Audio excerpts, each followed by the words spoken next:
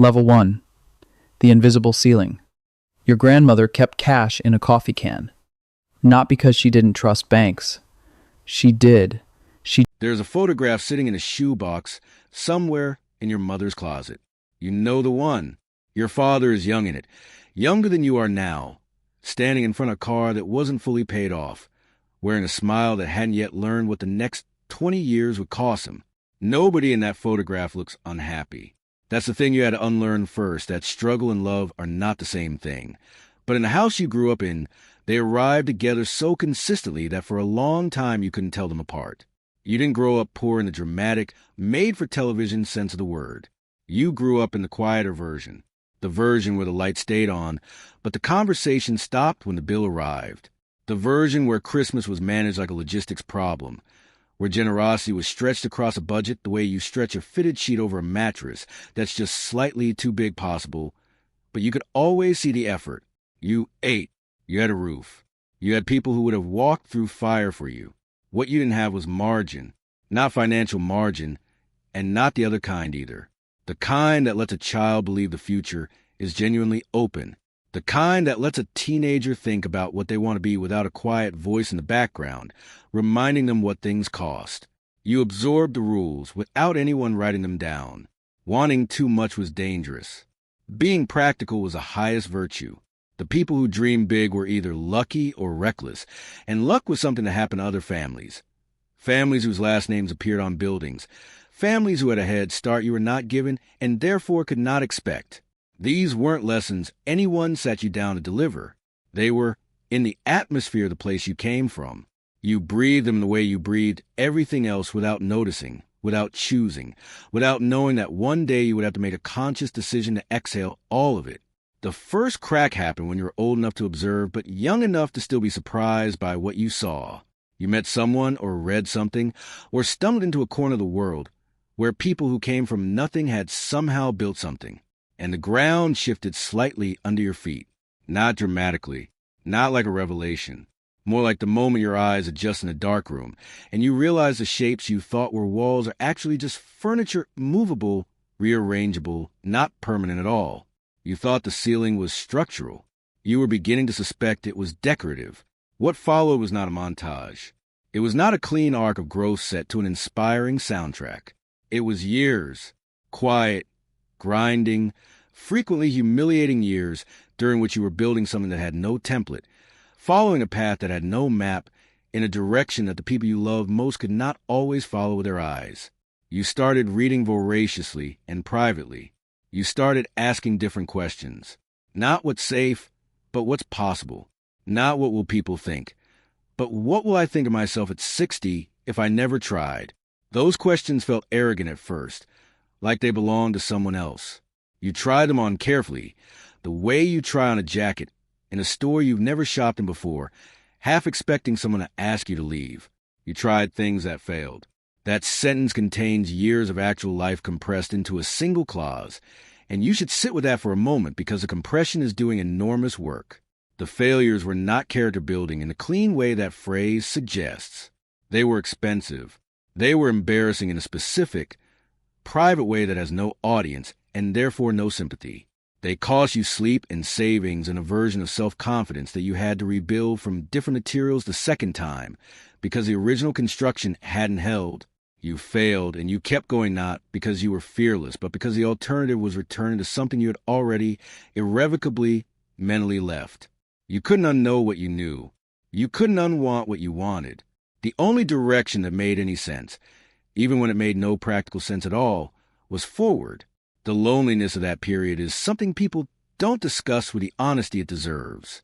Not the loneliness of being physically alone, but the loneliness of being mentally somewhere that the people around you haven't traveled to yet. You would sit at family dinners full of noise and warmth and love and feel, beneath all of that, a quiet distance not from the people, but from the shared assumptions in the room. The assumption that security meant a steady paycheck. The assumption that ambition beyond a certain scale was either delusion or greed. The assumption that the life your parents had was, with small improvements, the life you were probably heading toward. You loved these people. You still do. But the gap between the conversation at the table and the conversation in your head had become wide enough that crossing it in a single dinner felt impossible. So you stopped trying to cross it every time. You held two worlds inside yourself simultaneously and learned to live in the space between them. And then something worked. It didn't announce itself as a turning point when it arrived. Turning points never do. It was a number or a client or a month where the income column finally outran the doubt column, and you sat with the reality of it for longer than the moment probably required. You checked it again. You closed it. You opened it again. You want to call someone and found, in that precise instant, that you didn't know who to call, not because you had no one, but because explaining what this number meant required explaining everything that came before it. And you didn't have the words for that yet. So you sat quietly with the first real proof that the ceiling was not where everyone said it was. You let it be real. You went to sleep. What nobody prepares you for is the way success compounds complexity rather than resolving it. The first major milestone does not feel like arrival. It feels like a new, more demanding beginning with higher stakes and less margin for the kind of error you could afford when there was less to lose. You discover entire categories of knowledge that your upbringing had no reason to give you. Tax structures, asset protection, vehicles for building and preserving wealth across time. You grew up in a house where the financial plan lived in a coffee can. Now you're navigating systems that were built by and for people who have always had money. People who grew up hearing this language at the dinner table the way you grew up hearing other things entirely. The learning curve is not steep. It is vertical. You climb it anyway, because at this point climbing impossible things is simply what you do. The crossing itself, the moment the number becomes undeniable. The moment you have to accept that you are now, by any conventional measure, wealthy lands differently than you spent years imagining it would. You thought there would be a feeling, some cellular recognition, some nervous system confirmation that this is the moment your entire story was building toward. Instead, there is quiet, a profound, slightly disorienting quiet that has no reference point in your personal history. Nobody in your family has stood here before. There is no wisdom to inherit about how to carry this. No inherited emotional language for the specific experience of crossing a threshold that everyone who came before you approached but didn't reach. You stand in that silence and feel something that isn't quite joy and isn't quite grief but contains elements of both. You call your mother. You talk for 20 minutes. You don't mention the number, not because you're ashamed of it, but because you don't yet know how to say it in a way that builds a bridge instead of widening a river. The gap that emerges between you and the world you came from is not something you chose and not something you can fix. It simply exists the way distance exists between two places as a function of how far you have traveled. You go home and the house smells the same and the table still tilts slightly and the television is still too loud, and you love every bit of it with ferocity that surprises you every single time. But you also feel the gap in your chest the way you feel a change in air pressure, not painful exactly, but present, undeniable. You pay for things and try to do it quietly, and it's never quiet enough. You offer help and try to make it feel light, and it never lands without some weight attached. You start to understand that money changes the texture of love without changing love itself, and that this is one of the most complicated things a person can navigate, and that there is no clean way through it. Some relationships don't survive the distance. Not dramatically. No confrontations, no ultimatums, no clean narrative break that you could point to and explain. Just a slow loosening, like rope going slack, until one day you notice that the closeness that used to be a given now requires effort that isn't always reciprocated. People who love the version of you that was struggling don't always know what to do with the version that isn't. People who define their own position partly in relation to yours have to recalibrate when yours changes, and not everyone is willing to do that work. You lose people without losing them. They are still there. The thing you shared is just somehow smaller than it used to be, and both of you are pretending not to notice. Then there is the guilt. It arrives uninvited and stays longer than any house guest should. Not the vague, abstract guilt of having more than others in a general sense, but something far more specific and much harder to reason your way out of.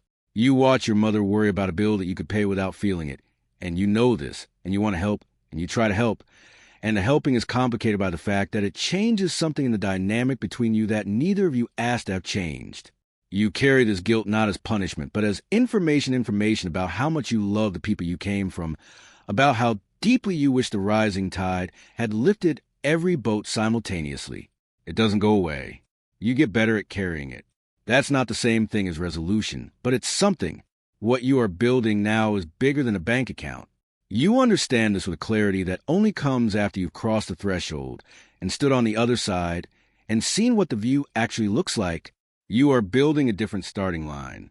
For children who may not exist yet, for the version of your family that comes after this version, you are constructing, in real time and without a blueprint, an inheritance that is not just financial but architectural. A different sense of what's possible. A ceiling that has been raised so high it functions, for the people who come after you, as open sky. They will never know it was lower. They will look up and assume that limitlessness is simply the natural condition of life, that ambition is a birthright rather than an act of rebellion, that the question is not whether you can reach for more, but simply which direction to reach. And you will know. You will know about the years that look like nothing from the outside. You will know about the failed attempts and the 3 a.m. moments and the specific loneliness, a milestone that nobody in your bloodline has a word for. You will know what it cost, and you will know it was worth it, not for the trophies and not for the validation, and not for the satisfaction of having been right when people suggested you were wrong. It was worth it because the next one doesn't have to start where you started. It was worth it because somewhere down the line, a child who carries your last name will look up and see nothing but open sky and not even know enough to be grateful for it, because to them it will simply be the world as it has always been. And that ignorance, that beautiful, hard-won ignorance, is the whole point. That is what you built. That is what you are, not just the first one to make it. The one who made sure that being first in your family, in your bloodline, in the story your descendants will tell about where they came from, would only ever happen once.